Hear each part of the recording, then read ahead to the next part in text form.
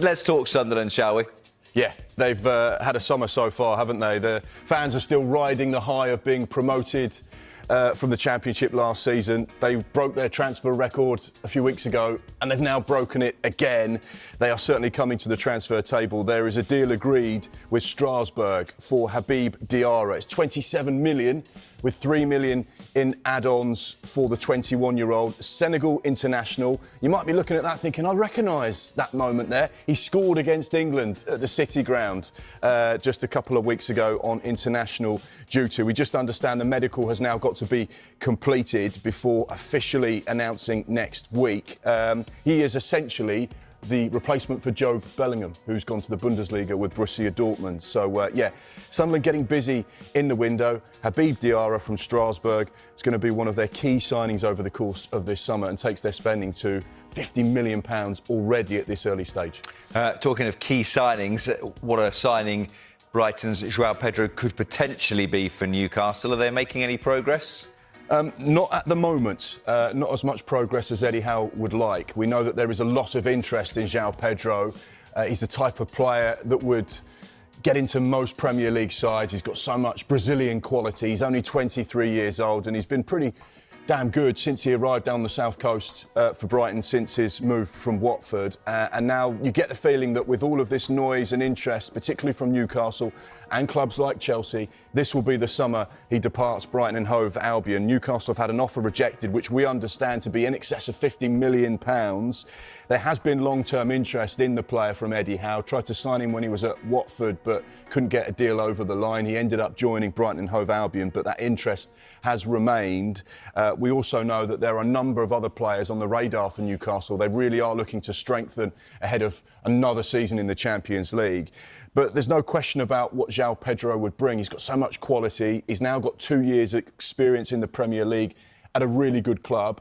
He's played European football, of course, Europa League football under Roberto De Zerbi. So he has so much more than potentially what he had when Eddie Howe looked at him. Maybe that's reflective upon the price as well. We understand Brighton are looking for in excess of £60 million to get this deal over the line. Let's take a look at some of Joao Pedro's stats then last season in the Premier League whilst at Brighton and Hove Albion, because he was one of the standout players for Fabian Herzl. You can see obviously goals, double figures there, which was the best at Brighton. The assists equal first. I think the other things that stand out there, chances created and touches in and around the box. Now, you know Eddie Howe, Rob. He likes versatility in the players he signs, and that's certainly something that Joao Pedro would bring. Someone that can play on the left and the right, play as a 10, play as a false 9 as well. So he does bring those options, and you can see from those numbers that he was one of the standout performers for Brighton last season, hence why there is this interest from the likes of Chelsea and Newcastle. But as of yet, no deal done.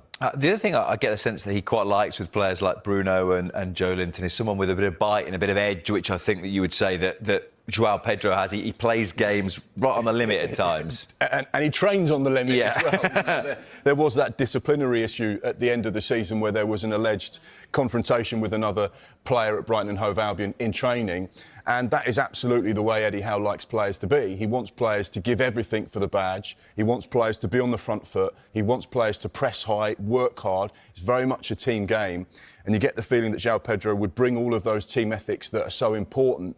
But it's all about energy, it's all about work rate, it's all about giving everything you possibly can and understanding the philosophy that Newcastle play with. So that would be a key thing for any player that goes into Newcastle this summer. It wouldn't just be about, you know, have they done well? Are their numbers stacking up? Are they an Eddie Howe player? And that's where a lot of players, you think, actually, they're really good, but they're not an Eddie Howe player, so they'd never be a target for Newcastle. You said there that maybe Brighton, or Newcastle rather, weren't too close with Joao Pedro. Are Manchester United any closer in terms of Brentford's Brian Mbeumo? Well, we told you last night, just after the transfer show came off air, that Brian Mbeumo's second bid from Manchester United had been rejected. That is essentially the case. However, the offer at £62.5 million was close to what Brentford were looking for. So I get the feeling now the talks are continuing, but it's just a case of restructuring the finances and then they'll have a let's go deal on, this is going to happen. So, yeah, whilst officially that second offer has been rejected, we understand it's just a case of manipulating the figures. We know that Brian Mbeumo wants Manchester United. You know, he's made that very clear. There were other sides like Newcastle interested in taking him. However, he has made it clear to his agent and to those clubs that were at the table a couple of weeks ago, no, my focus is on Manchester United. That's where I see my future. That's where I want to play. I want to go to the theatre of dreams. That's the next chapter in my life and my football. So, yeah, you get the feeling this will happen. This week could be a key week. It's just a case of manipulating those figures so that everyone is happy. Let's just finish with Paul Pogba back in the game. Yeah, back in the game. Medical completed at Monaco. He's going to sign a 2-year contract. Still 32 years old, so still probably got a few years left in him. We know he's a World Cup winner, and we know that he will have next year's World Cup very much on his mind, hence why he's committed to a team in France. His last competitive game was for Juventus in September 2023. Came on as a sub against Empoli, and of course someone the Premier League fans will know play for Manchester United. Got to be honest, whenever I watched him play, he was always sensational. He always scored goals, he always was box to box, he was a great player to watch. Perhaps not as consistent as Manchester United fans would have hoped for, but no question, on his day, still got so much quality. And good to see him back in the game as well. Mark, thank you very much indeed.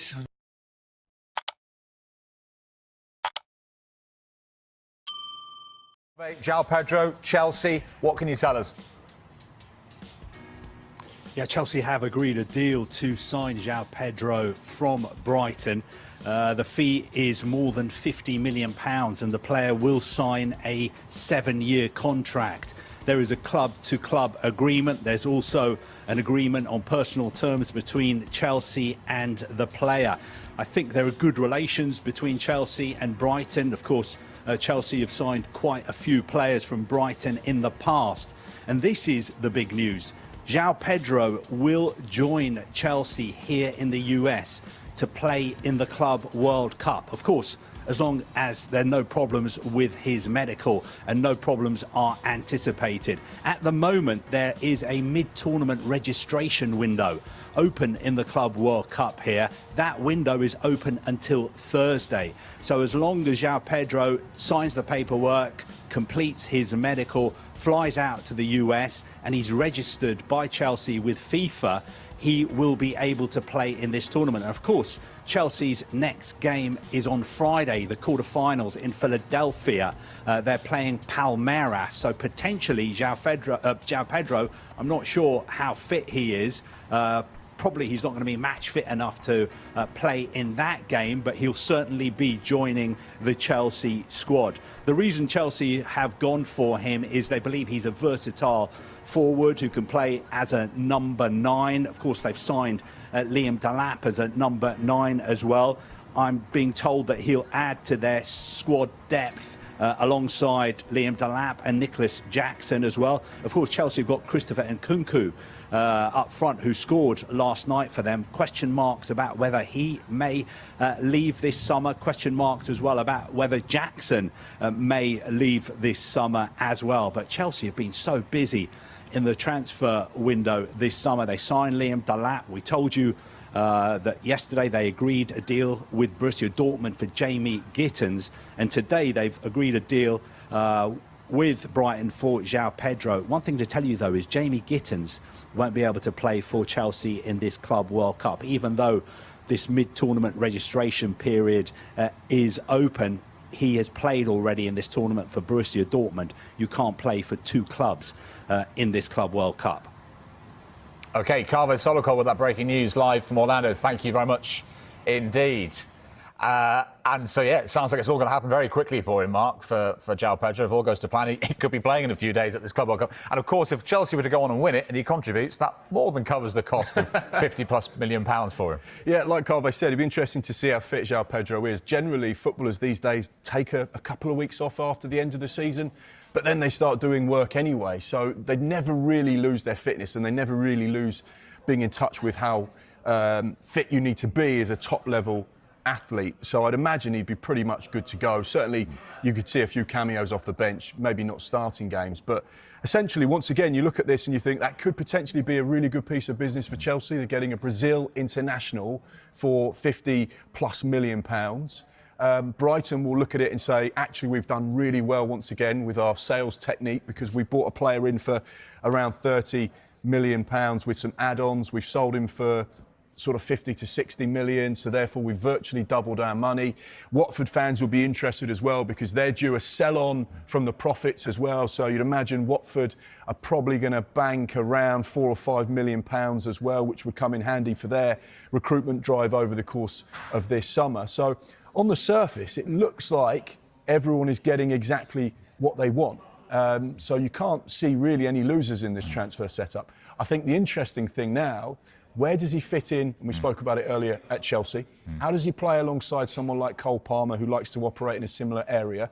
And of course, how do Brighton replace him? And what do they do in the transfer market? Because he's a big loss, big figure, a big personality, someone hugely passionate, maybe a little bit too passionate at times on the training pitch. But absolutely, I'm intrigued as to how this one moves, because he's a player that on his day could be incredibly lethal. And if they're spending that much money on him, over £50 million to bring another forward into the squad, you were looking at the options before, weren't you, James? But now this has moved on a bit. I mean, does it almost feel inevitable that an Nkunku or a Jackson are going to have to leave the club? I think those are the two players that are most under threat. I think Christopher Nkunku is probably looking for a departure. I don't think he was happy with the minutes he received last season. I think there was a huge amount of excitement when he signed for the club, but he suffered that injury early on into his time at Chelsea and hasn't quite recovered that, hasn't quite got the trust of the manager. And when Cole Palmer is performing at the level he is, Enzo Maresca said it's simply impossible to get the likes of Nkunku and Joao Felix into that Chelsea side. It's worth bearing in mind it's another deal between Chelsea and Brighton. Marc Cucurella, Moises Caicedo, Robert Sanchez, Graham Potter, all his backroom staff as well. More departures from Brighton to Chelsea. Great business once again from Brighton, but Chelsea will see this as a great business themselves. If the fee is around £60 million, they're signing a player who's not even turned 24 yet. He's got 5 years' experience in English football. He's a proven goal scorer. He creates goals, he scores goals. The question is, where does he fit in with Liam Delap there, Cole Palmer there, especially Jamie Gittens on the left-hand side. You've got Neto, Madueke. There's plenty of options there for Chelsea. They're back in the Champions League now. They'll need all these options, but I think it's a great bit of business. It's a really good deal. I think it's going to be really testing for him not being the main man at Chelsea, because there are so many big-name players there. Fascinating to see him and Cole Palmer in the same 11, if Enzo Maresca can make that work.